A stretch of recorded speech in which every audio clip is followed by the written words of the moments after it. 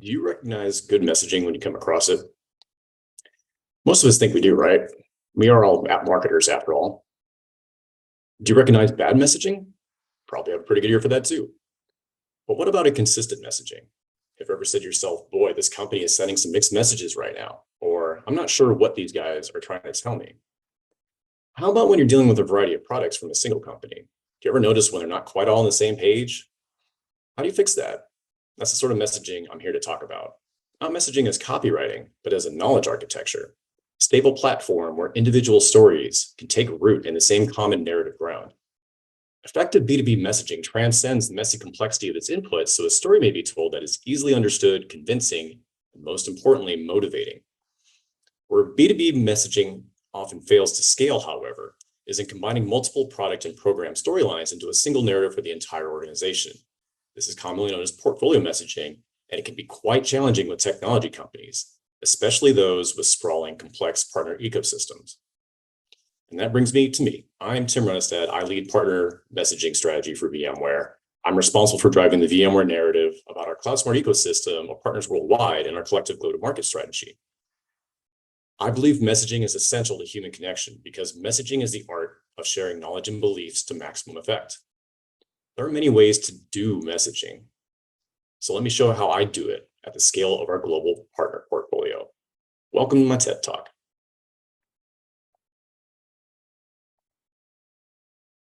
I also believe B2B messaging is both art and science. At its best, messaging illuminates the story at the heart of things. One can render this story in minute detail or in broad strokes that depict its contours with an accuracy that belies their simplicity. I think a couple of works by Pablo Picasso, both from 1949, illustrate this point. Consider the lithograph on the left with the simple line drawing on the right. Do they say the same things to you? The one on the left shows you everything that it can. The one on the right, only the essential. Yet they are not dissimilar. They are only different expressions of the same idea. Even if Picasso's purpose with both works was simply illustrating his experience of a dove and how it relates to the concept of peace, he took very different paths that nonetheless land on common ground. What these works do not share, however, is a framework for interpretation. That's the audience's job. Picasso's only messaging principle is fidelity to his ideas as an artist and a human being.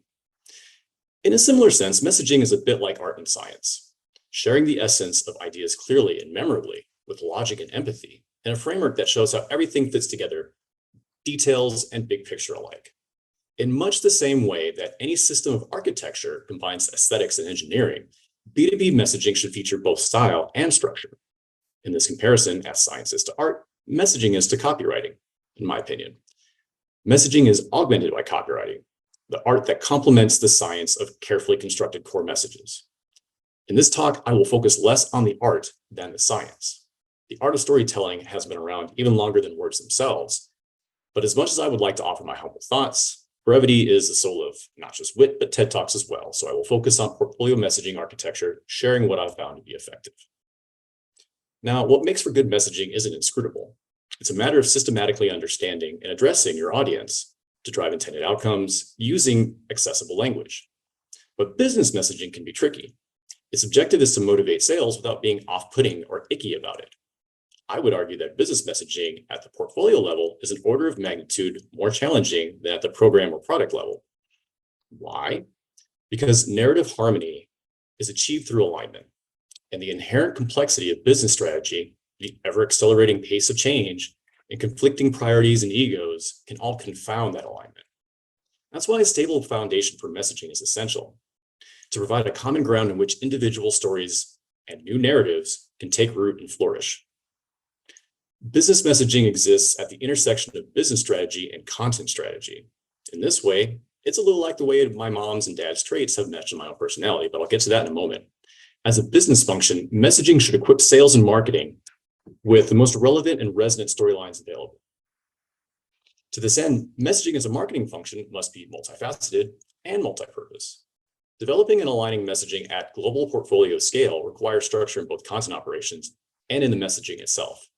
You have to be clear, always, about what purpose and audience your messaging is serving.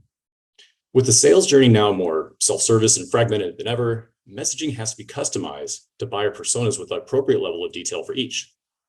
Where messaging architecture begins to provide value is by ensuring overarching company-level narratives take narrative precedence over program level and business unit level priorities. When you combine that prioritization and sequencing with a few guiding principles for good writing, that you see on the bottom of the slide here, you can build a messaging platform that showcases your thought leaders, elevates your success stories, and frames individual products and initiatives in the context of your overall strategy. In fact, your subject matter experts, your SMEs, are a key resource that a sound messaging architecture can amplify. Your execs and experts don't have to worry about telling an end-to-end story. They can instead focus on telling their own stories. I want to pause here for a moment and tell you why messaging strategy interests me so much. Much like the messaging architecture I'm about to show you, messaging strategy as a practice leverages my native interests, strengths, and values, along with my core professional skill set as an editor. I was a nerdy kid whose dad was an expert in sales operations and inventory management, and my mom was known for her quick wit and wit with words. I became a copy editor when I learned it was a way you can make a living by reading.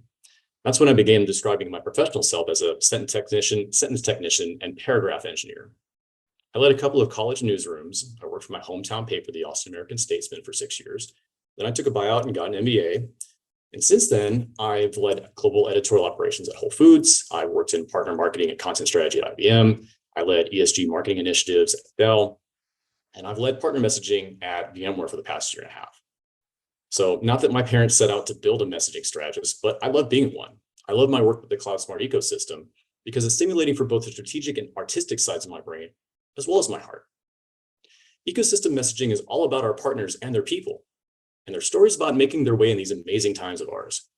But even with my predilection to enjoy the theory and practice of messaging strategy, learning how to do B2B portfolio messaging well without boiling oceans or being lost at sea has been like making a road by walking, if you'll pardon the mixed metaphors. From the proverbial 50,000-foot view to getting down in the weeds, a good messaging architecture ensures you can clearly describe the company's story at each level of strategy and operations, that each of these levels connects back to the overarching narrative, so you always have the right depth of detail for your audience's needs. In my experience, good B2B messaging requires you to think both like a reporter and an editor. Just as with good news reporting, a big part of the job is information gathering. There's no substitute for doing your homework and really understanding the concepts at play.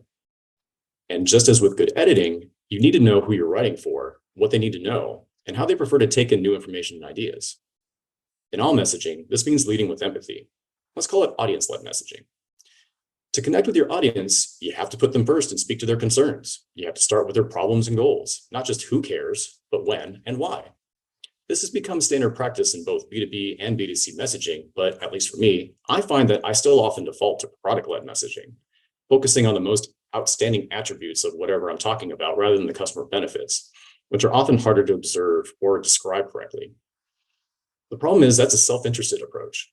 And to be effective, messaging has to interest the audience first and then keep that interest, which we all know as marketers, it's easier said than done. That way, you can help your audience reach the conclusion you want them to draw. And when that happens, there's a much better chance that they'll take the action you want. So it's an outside-in process. Begin with the audience, end with the CTA. So let's get to the main event of this talk. I'm going to show you how to simplify your portfolio messaging by mapping your strategy to a visual narrative architecture. Even though I work with words for a living, I'm a visual thinker. So I love diagramming business strategy to help build mental models. Even a simple table can be a tremendous help. The positioning statements in our own VMware messaging templates are a great example of that. The outside-in structure here is, what do customers want? What do they need? And what do they want us to do? So let's start with the customer's challenges, the threats and opportunities they face. Then we see the business outcomes they want. Then the technology outcomes to protect and accelerate their businesses, which just so happen to align to our own cross-cloud services portfolio and GPS sales strategy. This is the critical piece in this stack. Everything below this line is designed to help customers achieve these benefits. We then get into the general benefits of working with VMware partners, elaborating on their business models, and finally connecting the support that VMware provides in a foundational layer, putting VMware last in this story so customers and partners can come first. Each of these little boxes you see is an opportunity to double-click into that specific area of the Cloud Smart partner strategy and value chain, which in turn is an opportunity to see how that specific problem, benefit, product, or program is aligned to our overarching business strategy. These organizing principles came together in the Cloud Smart ecosystem messaging stack that was launched for the VMware Partner Leadership Summit this past spring. This will show you how VMware goes to market with our partners in pursuit of two goals: successful customer outcomes and our partners' profitability with us. Because our partners are our audience here, we start with their business model so they can see they're at the center of our story. Then we move on to the customer and the business outcomes that our solutions enable. Then we see the customer technology lifecycle, which underscores that we want partners to lead on all aspects of this lifecycle, including services. Our partners are supported in turn by our portfolio of partner programs, all designed to drive their profitability. The tagline "Customer First, Partner-Led, Outcomes-Driven" summarizes this structure with an easy-to-recall catchphrase. Thus, the complex strategy of VMware's complex partner ecosystem is distilled to a simple diagram and statement that complement our cloud-smart strategy. But that's not all. This messaging stack has a couple of interesting qualities. First, it's a bit fractal. You can double-click into any area of the stack and dive as deep as you want into the ecosystem story around it without losing the thread of the top-level narrative. For example, between customer outcomes and the partner business models, we can examine how we're going to market with our partners in a variety of ways. And I'm sure you can see the storytelling potential there. This messaging could also be described as persistent, in the sense that the twin goals of customer outcomes and partner profitability are embedded in every part and layer of this messaging stack, even when they're not explicitly called out. In this way, alignment to top-level messaging is present at every level of detail, ensuring messages are always anchored in core strategies and values. And lastly, it's flexible, able to accommodate shifts in strategic direction and changing industry dynamics, which makes this a durable platform for storytelling about our ecosystem, either as a whole or in parts. So, a few short takeaways. Number one, the measure of messaging is connection. As a messaging strategist, you're taking on the work of gathering information and managing knowledge so you can move people to care and to act. Two, do your homework and show your work. They say you can't delegate understanding, and that's especially true in messaging. If your messaging is not supported by clear reasoning and facts and evidence, your audiences will pick up on that pretty quickly and lose interest. And third, stand on the shoulders of your SMEs. Building a messaging platform with input from your experts, customers, and partners not only reduces the cognitive lift on your part, it also provides a platform to spotlight their stories and leadership as well. And there you have it. That's how I go about my work in B2B portfolio messaging. On this slide, I've shared a few works and quotes that I've returned to often over the years. The books are all a few decades old by now, but their insights endure. My ask for you is to give some thought to how you conceptualize the mental models you take to market and how you can connect their story to the greater VMware story, especially through our partner ecosystem. Whatever you're marketing with VMware, the Cloud Smart ecosystem is the indispensable force multiplier for our shared success. Our partners are essential to VMware's ongoing relevance in their markets around the world, and they are key to expanding the footprint of our solutions everywhere.